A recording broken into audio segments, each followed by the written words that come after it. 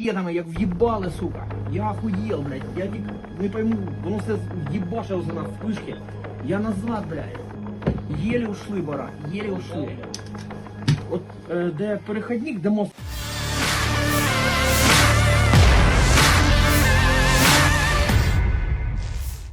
Sebuah video pendek ramai diperbincangkan warganet di Telegram pada Jumat 25 November 2022.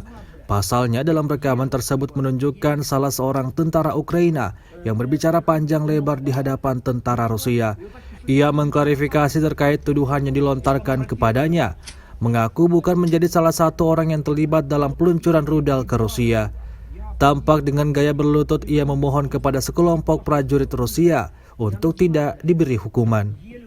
Selama invasi berlangsung, Rusia secara total merilis 333 pesawat Ukraina, 177 helikopter, 2.558 kendaraan udara tak berawak, serta sistem rudal anti pesawat dieliminir oleh pasukan Vladimir Putin. Sementara itu dari kubu Kiev, Kementerian Pertahanan Ukraina melaporkan 85.720 prajurit Federasi Rusia meninggal sejak awal konflik hingga hari ke-275. Ракетами, як